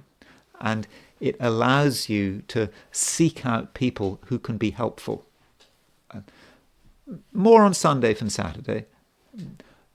But I'm not saying you can't do it on Saturday, but Sunday, not just Sunday, it goes through into Monday as well. But you can seek out people who can be useful, who can be helpful, and it is actually a great weekend for making contacts. And someone you meet over the weekend can be useful very soon. So do try to keep busy. And particularly in terms of finding people who maybe they could be useful in terms of business or your work or for some financial reason. And it is okay to look after your own interests, especially with Moon moving into Capricorn. Moon moving into Capricorn is a selfish placement, and every Capricorn knows that sometimes you have to be selfish. And that means that there are opportunities over the course of a weekend to further your own interests. Aquarius, you may feel this weekend that something is coming to an end, and that might have some impact on your general level of enthusiasm. On Saturday, it might seem that there's a fair amount going on as the moon moves through Sagittarius, but you're wondering, where is it all leading? And you might reach a conclusion that actually it's not leading anywhere. Looking at Saturday, we do have moon opposition Jupiter. That's a nice aspect, and there could be some excitement, perhaps of a social nature, or you might find you're doing something you enjoy, but you're just wondering, when is it going to end? What is the point? And then the moon makes having made an opposition to Jupiter, it makes a square to Saturn, and that just reinforces your feeling that it's kind of not going anywhere. And you might want to do things, but do you have the resources to do it? So that might be your feeling about Saturday and about the weekend in general. But it's not like I'm talking about you feeling sort of depressed or really down. You're quite detached about it. You just ask yourself, what is the point? Why are you doing it? And that is your surface shtick almost. If you were to be asked, what are you doing? Why are you doing it? Your reply is just going to be detached and somewhat pessimistic. So why is it then that you feel okay? You do feel okay. There's nothing wrong with you in terms of your mental health. In fact, in some respects, you feel quite good. You're probably one of the saner of the 12 signs, all things being equal. And it is because, Aquarius, you just know that it's the end of something. And because you know that it's the end of something, you also know that very soon there is going to be a beginning. And you're just waiting for a beginning. And so what is the point in messing around at the end? And this feeling gets stronger as the weekend progresses, as the moon moves out of Sagittarius into Capricorn. You really do feel that it is the end, that there's nothing you really want to say, and there's no point in starting anything. And even though there is a trine between Venus and Mars, a lot of people are probably getting excited about Venus trine Mars. It's a very pleasant aspect. It's an aspect that actually can work in your favor if you can be bothered. This Venus-Mars aspect is quite materialistic for you. Not for everyone, but I think for you it is. And it does actually give you the chance to do things that work in your favor, especially on Sunday with the moon in Capricorn. And you can meet people who can help you, perhaps help you financially, getting new business or work or whatever you need from them. You can get it all, but there might be a sense in which you can't be bothered. So I would say, Aquarius, don't be too detached.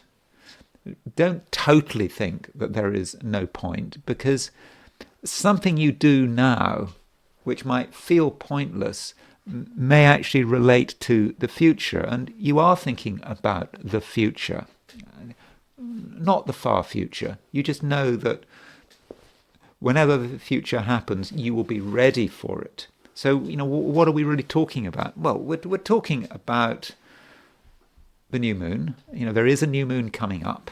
That new moon takes place on January the 29th, and it is the Aquarius new moon, and it is the beginning of the Chinese New Year. I think that's how it works.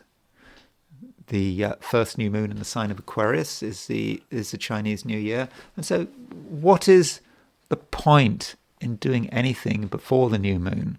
And even if you're not thinking about the new moon, I think at an unconscious level, you kind of know there's no point. And that's why I think you're not really pushing things, you're not being enthusiastic, but deep down, deep down, you are incredibly optimistic, because you know, as I've just said, the future is on its way, the future is about to happen. And the new moon is, when is the new moon? It's on Wednesday, isn't it? 29th is the 29th for Wednesday. So the 29th is, 29th on a Wednesday. That's Wednesday about noon, lunchtime, London time. Yeah, there is that new moon. And so that's perhaps what you're really thinking about. I mean, again, even if you're not thinking about new moons. And so it's okay to be slightly detached, but just don't completely ignore opportunities. You might, don't just feel there's no point in following up on opportunities, because these opportunities might be very useful after the new moon. So ideally, what you'd be doing this weekend is preparing for the future, that future which is only a few days away. And so try to do that. Try to be optimistic, and you can be optimistic because fundamentally you are optimistic. You know that things are definitely going to get better. Pisces. You start the weekend thinking about what is possible. And as far as you're concerned, many things are possible, and you want to make sure that you see it all through. I mean, at least I hope that's your approach. Weekends can be a great waste of time. People slow down and people have got things to do, and then things are half finished over the weekend, and then by Monday it's just difficult to start them up again. And so do think about what's possible and be ready to see things through on Saturday. So if you have been involved with something at the end of a weekend, at the end of last week, perhaps on Friday, you don't want to just stop, 5:00 on Friday afternoon. You have to see it through into Saturday, and be very disciplined about it. The moon in Sagittarius is making a square to Saturn. So we've got moon in Sagittarius, square Saturn in Pisces, and that is about you being very, very focused, perhaps being a bit harsh if anyone else is involved. You're going to want to see it through, and so do not be distracted. There will be distractions, but I think that you're going to be able to ignore them and just keep moving and really try to see things through to their conclusion. Even if everyone is telling you to do something else, you're being told to drop things and focus on something you don't really want to focus on. Just see it through, and I think that is really important. And the weekend is probably dominated by a trine between Venus and Mars, and this Venus-Mars trine is going to affect everyone, you included, and perhaps you specifically, because Venus is in Pisces and it's trine Mars in Cancer. So Venus in Pisces represents you, your charisma, the way you come across. And with Venus in Pisces, you come across as being a really pleasant, sympathetic person, or at least you can come over in this way. I suppose there's no compulsion to be pleasant and sympathetic, but I think you can be pleasant and sympathetic. And you're able to project yourself because you've got Venus trine Mars. Mars is an energizer. And so, wherever you are, wherever you go, you can get people's attention.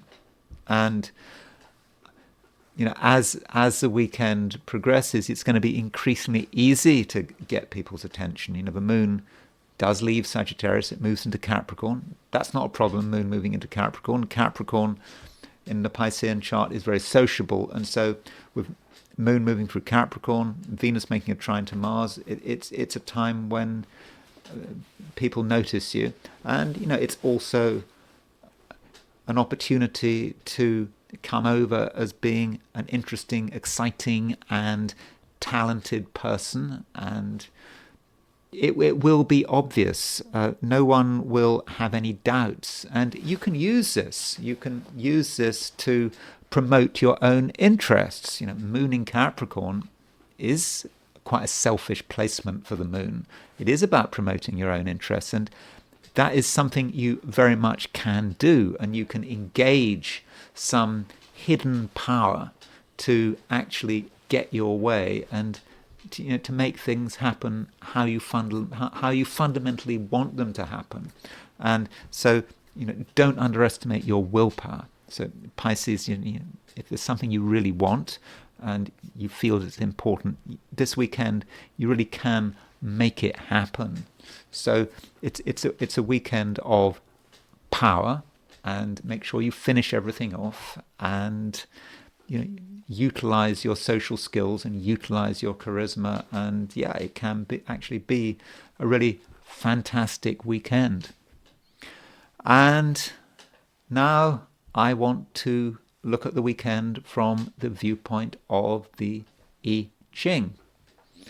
I asked the question, what is the weekend of January the 25th and 26th, 2025 going to be like for those watching the I Ching section of this video? And the first hexagram I got was hexagram number 47. My apologies, I didn't mean to get hexagram 47, but it's not as bad as it looks. So hexagram 47 I think it's a hexagram we had pretty recently, so we've got it again. It is about oppression, feeling that things are difficult, that we can't get our way, and at the same time, there just might be a lot of things we have to do over the weekend. And maybe this wasn't really reflected by the astrology, and of course with the I Ching we're getting a different view, and we might feel that we just have to deal with a lot of responsibilities. And this could be perhaps the moon square Saturn at the beginning of a weekend making itself felt. So there are a lot of responsibilities, and there may be moments where we just feel that we just can't handle it. It's just too much. What do we do?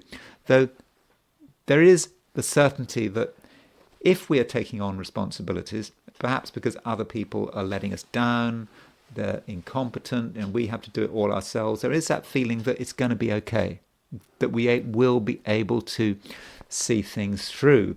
And we do have a moving line, bottom line moves. And this bottom line is very much about attitude. And the bottom line could be about total negativity. The I Ching talks about sitting under a tree for 3 years, which this means I've had this line really recently. This line seems to, as it's, I won't say a recurring theme, but maybe some of you listening to this have this certain tendency to want to sit under trees for 3 years. I mean, that's not something you need do, by the way, sit under a tree for 3 years. But the idea is that you feel that things are so difficult, so overwhelming, there's nothing you can do about it. You get consumed by negativity, and the years pass. And what the I Ching is telling us is that this is actually a delusion. We think about delusions in sort of a positive sense, we have delusions of grandeur. But we can also have delusions about how bad things are, delusions about how difficult things are. And we can, because of these delusions, we can just stop what we're doing and sit under a tree for 3 years. And that's kind of not what we really want to do. And so the problem is arguably in our head, and we have to think about what is possible. And if we start to really look at the tasks in front of us and just start and tell ourselves we can do it, then we are going to be able to do it. And that bottom line moves, and that means we do get to another hexagram. And if you look at this hexagram, by the way, oppression, the symbol of oppression is, on the top 3 trigrams represent a lake, and the bottom 3 trigrams represent an abyss. So the lake represents sort of the joy, the happiness, the flow, but then at the bottom you've got the abyss. So all of that happiness and that joy just disappears, it flows away.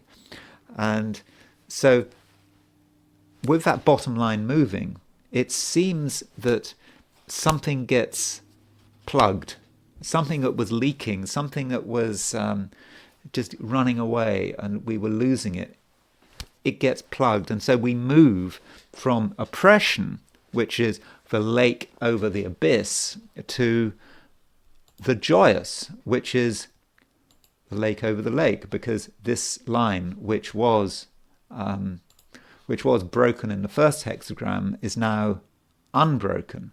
So the joyous, on the face of it, is a much better hexagram, and this might indicate that Sunday is going to be a better day than Saturday. On Saturday, there might be just things to deal with, just great sense of responsibility, and we might be tempted to give up. But then with the joyous, things are just much easier. And we can be happy, and there is an emotional flow. I mean, lake over the lake. And that's certainly one way of looking at it. Another way of looking at the joyous, though, which Greg Winkup in his translation of I Ching talks about, is seeing the joyous as, he calls it standing straight. Now that might seem totally contradictory. What's the joyous got to do with standing straight? And he's saying that, we have to maintain our posture. The joyous is a very watery hexagram, the lake over the lake. A lot of water, a lot of emotion. Things are really flowing. And there is, I suppose, a danger that we just get caught up in it all. Yeah, we might be having fun, and we have fun, and we just forget about our ambitions, we forget about what we're trying to do, and time gets wasted, and we end up with a hangover, whatever. I'm not advocating you drink anything, but it doesn't work. But by standing straight, we resist what's happening. We don't say it's bad. We're not trying to make people miserable. We're not trying to stop the water, but we're not allowing ourselves to be overwhelmed by it. We are aware of what needs to be done, even if everyone around us is thinking about something else, is enjoying themselves, whatever else they might be doing. We're thinking about what needs to be done. We are standing straight, and we're not being knocked down by the flow of the water. And so by standing straight, but also having a positive attitude, really important to have a positive attitude, especially on Saturday. In fact, the whole weekend we need a positive attitude, because on Saturday, maybe, when we're talking about oppression, negativity can be a trap. We can grind ourselves to a halt. But if we are positive, but we're also firm, we do have to stand straight. We don't want to get just caught up in the whole chaos of the thing. And if we can do that, then it should be a good weekend. So don't get worried by that first hexagram, oppression. I mean, even if you take that oppression on its own, you could say, well, we've got a lot to take on. That's true. And maybe other people can't deal with it. Maybe other people are being irresponsible. But so what? We can deal with it. However, overwhelmed we feel, we have got what it takes to see things through to a successful conclusion. So it looks like being a good weekend. I'm not saying it's going to be an easy weekend, and I think this weekend there is a lot of responsibility. A responsibility, first of all, in terms of our own attitude, to have a positive attitude, and then secondly, not to be overwhelmed. And I suppose if we're overwhelmed, and not when I say overwhelmed, we just get caught up in everything. But again, I suppose that's still a state of mind, isn't it? So having a positive state of mind and also having self-discipline are all it takes to having a really quite successful weekend. And it's time to look at Keir Starmer. I feel it's a good time to look at him again because he's in the news. I suppose he's always in the news if you're in the UK, but he seems to be now in a fair amount of trouble because of what's happened in the US, and the US, he was really banking on Kamala Harris winning, and it was a very important election in the US. I mean, and not just for the US, not just for the United States, and Starmer and the Labour government they're out of touch with a great chunk of opinion in the UK, but they're out of touch with what's going on in the world. And I do think that this is reflected by the astrology. And I want to start off by having another look at Starmer's chart. So the problem with Keir Starmer, really annoying thing about Keir Starmer was you don't have a time of birth. Remember, never trust someone if you don't have their time of birth. It's a sure sign, certainly in terms of elections, never vote for someone who you don't have their time of birth. You need to have their time of birth. And it kind of sums him up, but we don't have his time of birth. And so here's Keir Starmer's chart and what we have. And in terms of his chart, his sun conjunct Pluto is just becoming more and more obvious. Sun conjunct Pluto in Virgo, and Sun conjunct Pluto is someone who certainly wants to be in power, wants control, at least in his case. No doubt about that. And it's opposition. He's got a Jupiter Pluto opposition. Chiron is opposition. The Sun Pluto conjunction. So Sun opposition, or the Sun opposition Jupiter. It's not the fact just that it's a Sun opposition Jupiter. It's a Sun Pluto conjunction opposition Jupiter. This is someone who has a strong sense of what he wants to do, and he wants to do as well as he can. He honestly does. In some respects, he is a perfectionist, and he will work hard until he gets what he wants. So that's 1962 for you. I mean, I'm born in May 1962, and I've got a Jupiter-Pluto opposition in my chart, so I have some understanding of this Jupiter-Pluto opposition. I've kind of misused my Jupiter opposition. Or maybe not used it enough, but there is this sense that things aren't good enough, and you feel you have to try harder. But what can sometimes happen is that you can get your aims wrong. So you can decide that something is important and you want to give it everything you've got, but then have you chosen the right thing? And that could be a problem for some people born in 1962. They could put a lot of energy into something and really try to improve themselves in terms of this thing, but did they choose the right thing in the first place? I mean, that is always a possibility. By the way, Chris Christie, the former governor of New Jersey, he's born within a couple of days of Keir Starmer. You can accuse Keir Starmer of many things, but you can't accuse him of being obese. And so Sun Pluto is about power, and he wants to be in power. And people are saying, is Keir Starmer going to resign? Is there going to be an election? This is not going to happen in the UK. We're in for the duration. If there is an election, a lot of Labour members of Parliament will lose their seats. Why would they want to lose their seats? Why would they want to lose a very good salary? So there's not going to be an election in the UK. People talk about there being an election in the UK. But it doesn't have to be an election, I think, until August 2029, I think. So there's not going to be an election until 2028, 2029. So we've got this government for 4 or 5 years. And, that is the way it is. And so that's Keir Starmer's horoscope. And of course, he's got Mars in Cancer. I think with Mars in Cancer square Mercury, I think there can be something a little bit petulant about Mars in Cancer and Keir Starmer.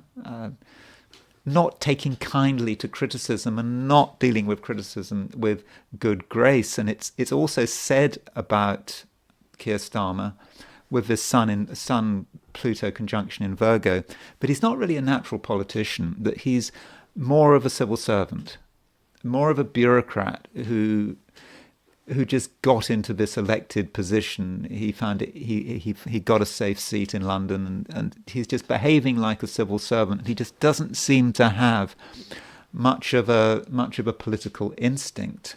And now he's got the problem of Donald Trump winning. So what was actually happening what was happening to Starmer on that day when everything changed, when Trump was inaugurated? So let's just have a look at Starmer and the inauguration, because he does seem to be so unprepared for it. I mean, particularly as he was basically backing Kamala Harris. He'd assumed that Kamala Harris was going to win, and I just don't understand how he could have made that kind of mistake. You would have thought he would get advice, but no. And it kind of says something about his own chart. Now, we don't have a time of birth for Keir Starmer, but Keir Starmer has his moon in Libra. There's no doubt about that. And his moon in Libra is fairly close to his true black moon Lilith.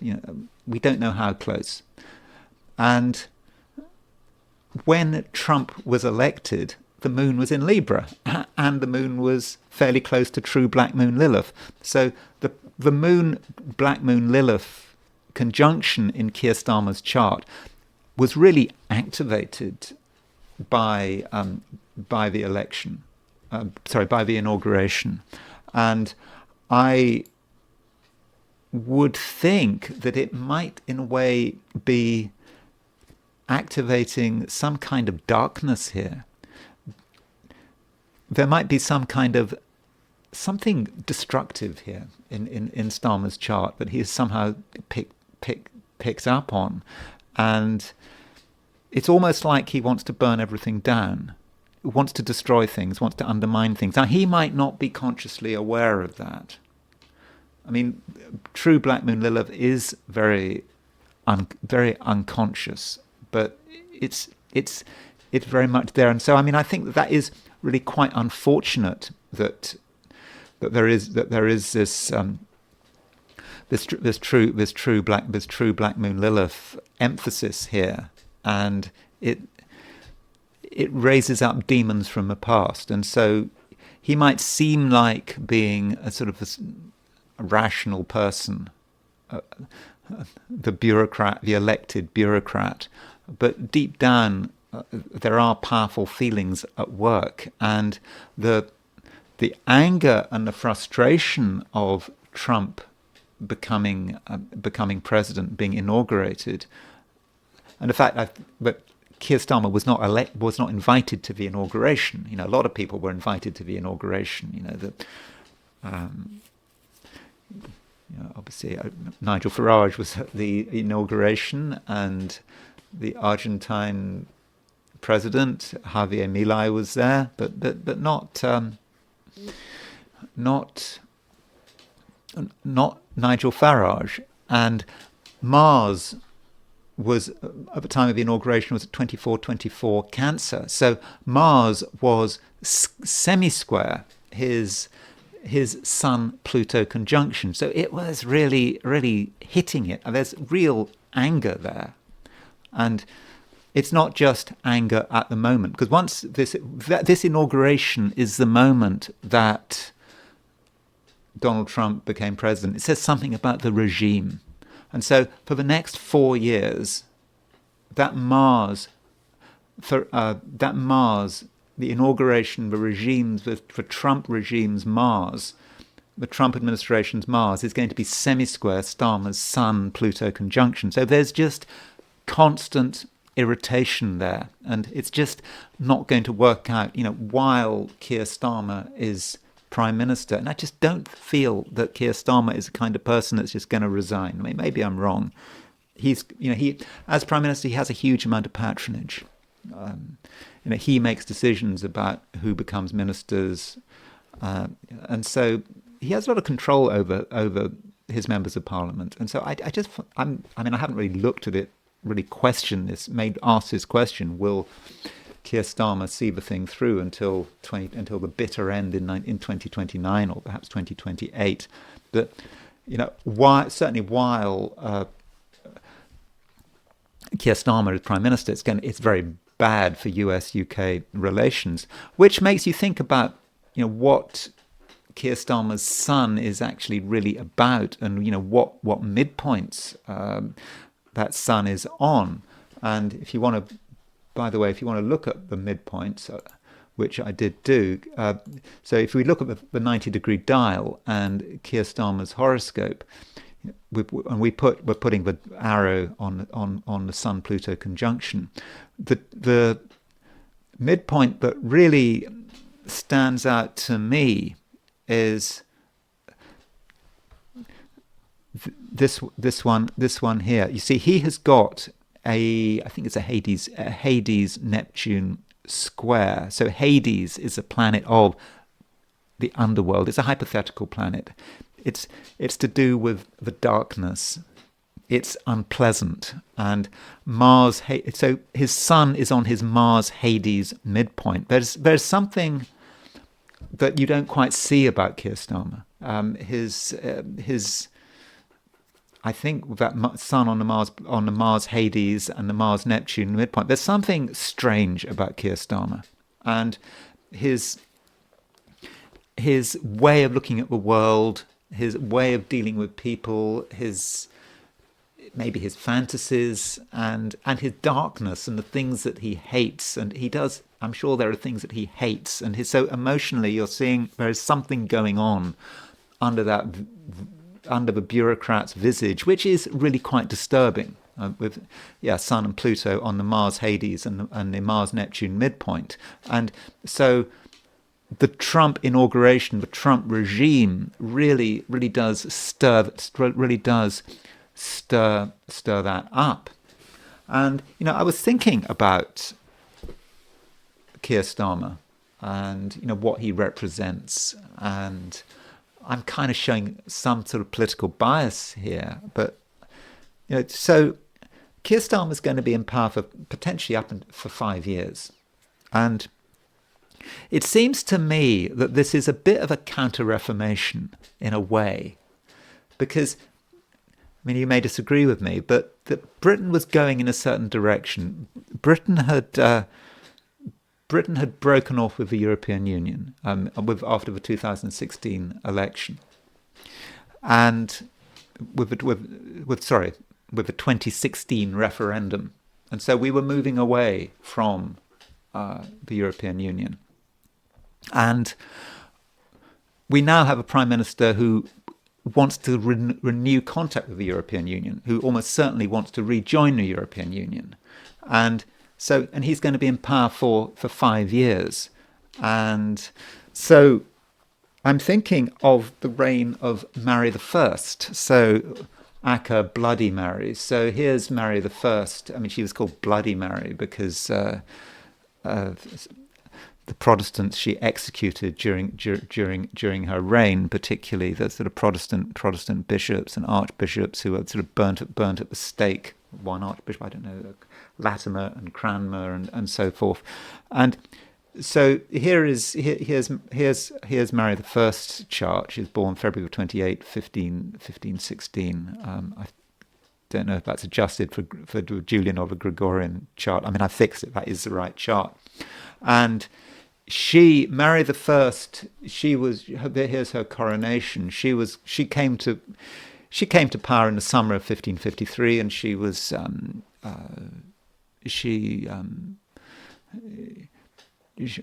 was queen for 5 years, so just over 5 years, and so potentially Keir Starmer is going to be prime minister for just over 5 years, and it's with Mary as a Catholic monarch was trying to bring Britain back. She was trying to bring England back, restore relations with Rome, bring England back to Catholicism, and in a way, Keir Starmer is doing the same thing. And it's interesting that at Mary's coronation on October the 11th, 1553. I don't worry. I have adjusted it. I think it was at the October the 1st, Julian. I mean, just this program likes to adjust things to switch from calendar to calendar. But Saturn was in Pisces at the time of Mary's coronation, when you had the Counter Reformation started in the UK with when Saturn was in Pisces, and likewise we have the election coming up. We just had the election in the UK when Labour returned to power with Saturn in Pisces, and yes. Mary lasted for 5 years, just over. Then she died, and of course her sister took over, Elizabeth I, and things went back to normal. And then England really did become a Protestant country. So you might say that 5 years is going to be kind of maybe sort of repeating itself. I mean, that's just a theory.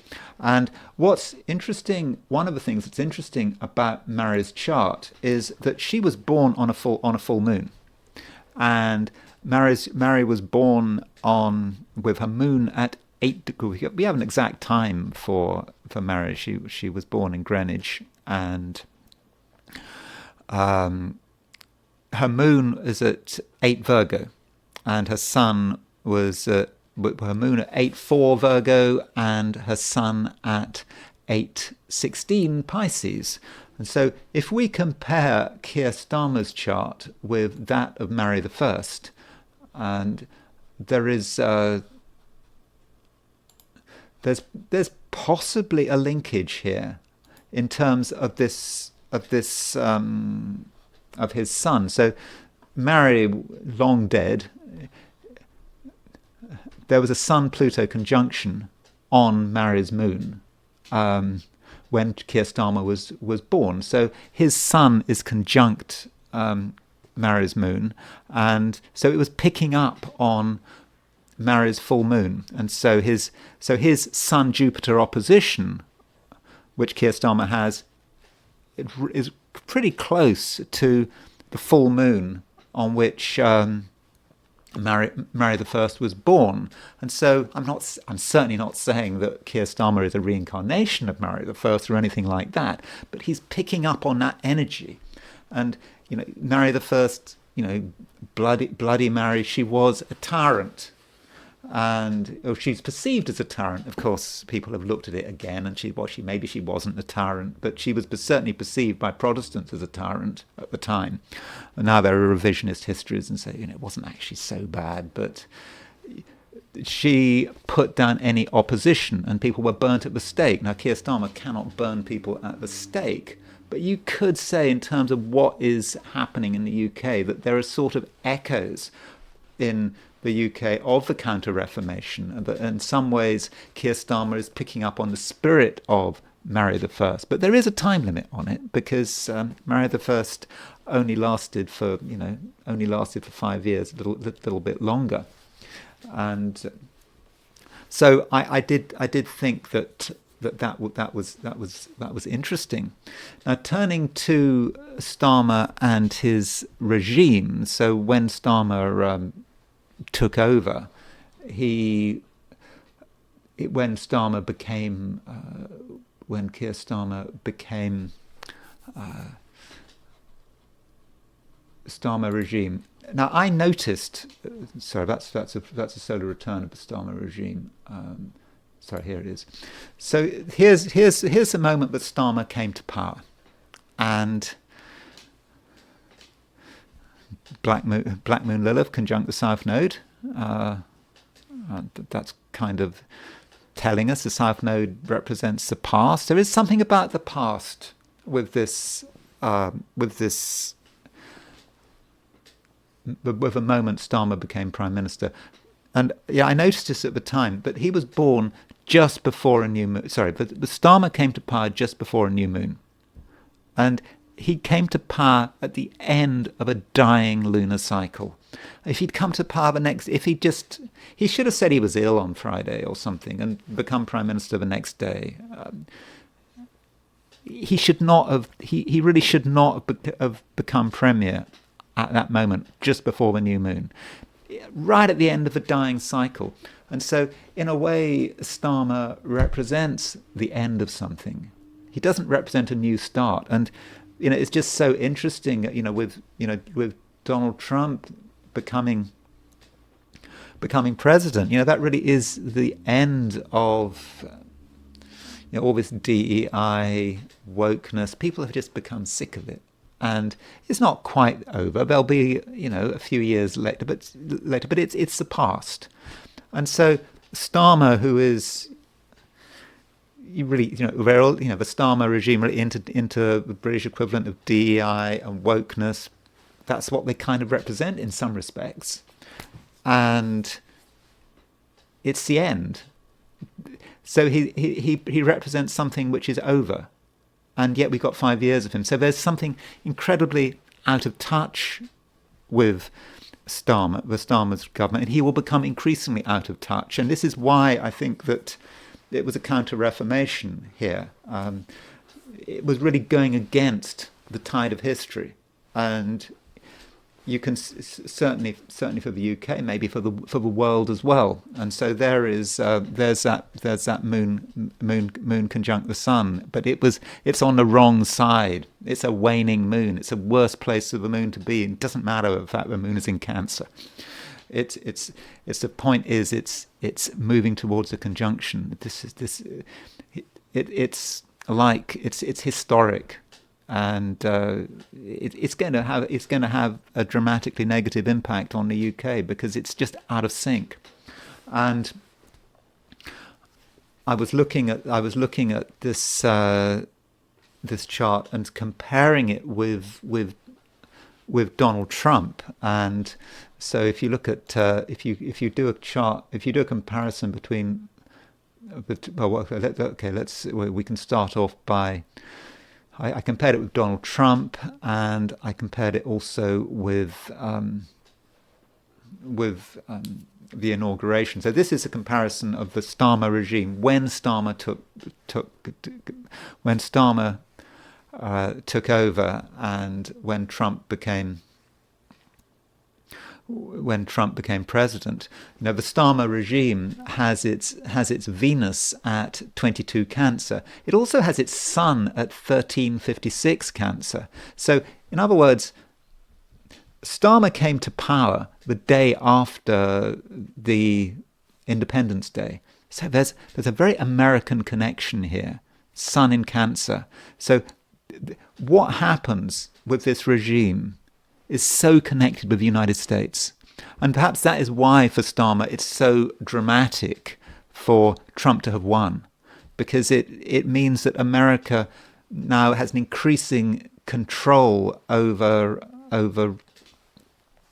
the United States' destiny. Over Britain's destiny through the change in ideas. And so that is important. But this Mars conjunct Venus just does show some of the irritation here and the conflict that the Mars at 24 Cancer, which is, remember that Mars is semi-square Starmer's sun, and yeah, it's it's conjunct the Starmer government's Venus. So that doesn't look too good. And then there is the connection between Trump himself and so if we put the Starmer regime on the inner wheel, but we put Donald Trump on the outer wheel, and so here's the moon. But the Starmer regime has the moon at 8 Cancer, and Trump's Mercury is at 8 Cancer. And I'm thinking at some level the moon represents the British people. And it could be that Mercury in Cancer represents Trump as the communicator, the message Trump is giving. And so you can see how Trump's election has really had a dynamic impact on the British people, or certainly a section of the British people. And there are people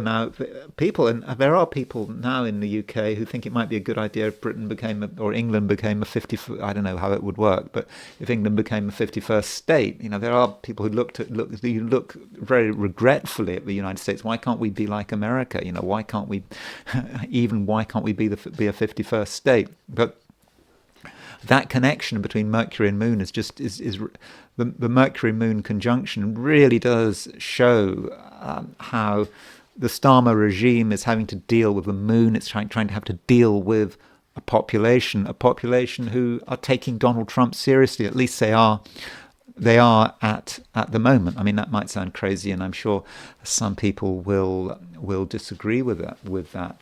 Now, in terms of the future.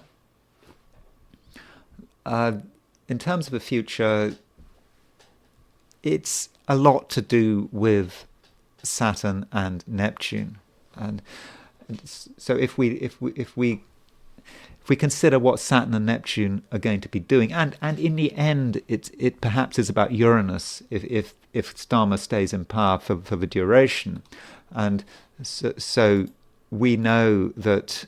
If this is the Starmer regime, we know that Saturn and Neptune are going to cross the Starmer regime's descendant. I mean, this is going to happen this year, next year, and it's going to be incredibly undermining. It really is going to undermine the government, and then what happens? They're still in power, but If you think things are bad in Britain now, I think they're going to be a lot worse in a couple of years' time. And also, we've got to consider Uranus. Uranus has an impact on will go into Gemini, and you can see that let's take the Starmer regime's solar return for 2026. So by 2026, Uranus is in Gemini, and by 2028, it will be deeply in Gemini. And what I'm looking at now is Keir Starmer's Sun-Pluto conjunction. So if he's still around in 2026, 2027, 2028. Uranus is going to be square his Sun-Pluto conjunction, and also Saturn and Neptune are going to be sort of ploughing through. Certainly Neptune is going to be ploughing through Aries. Saturn and Neptune are going to be hitting all of these Libra planets, and then Saturn will, of course, move on into Taurus, and that Uranus moving into Gemini is not just going to affect Keir Starmer, it's going to affect the Labour Party.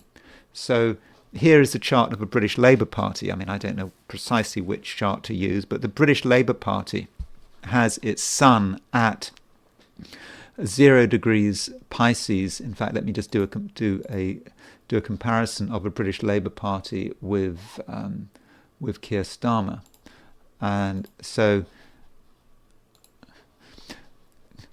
So there's a British Labour Party which has got a Sun-Jupiter square, and Keir Starmer's Sun is opposition the Labour Party's Sun, and it's square the Labour Party's Jupiter. And we kind of get this empty part of the biwheel where we've in Gemini. So Uranus, as Uranus moves closer to 8 degrees Gemini, which is, I don't know off the top of my head, 2027. So in a couple of years' time, that will hit the Labour Party. It will hit Keir Starmer, and it's going to really, I think, cause a huge amount of damage to the Labour Party. So things are going to move from bad to worse, and the question is, when does it finally go? When does the whole thing finally fall apart? Well, I think you have to just remember that, as I've just said, these Labour MPs, they know they're going to lose their seats at the next election, and they're going to want that. They enjoy the money, and they're going to want to stay in their seats for as long as they possibly can. They want to have a job for the next 4 or 5 years. So the Labour MPs, in the end, will have to support their leader. And one final point I wanted to make related to the nodes and the England chart. Saturn. So the moon is in the UK, has its south node in Pisces, and it has its moon in Pisces as well, and it has its Pluto in Pisces. And during the Counter-Reformation, when Mary I took power and tried to return Britain to Catholicism, Saturn was in Pisces, same sign as the moon, same sign as the south node. The idea that the country's going backwards, and likewise when Starmer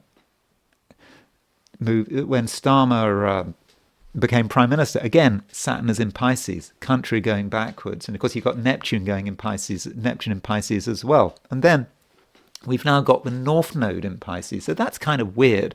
We've got the North Node conjunct England's moon and moving towards a conjunction of the South Node. And so it kind of indicates this sort of indecision in the UK.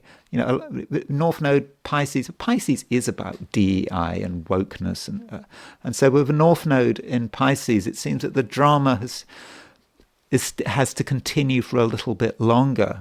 The British people aren't perhaps entirely sure; they're confused, but maybe it's when the North Node finally moves out of Pisces into Aquarius that things really change, and that change, North Node, that would take place July.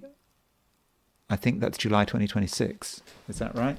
July 2026 is when the North Node moves out of Pisces, and I think that's right.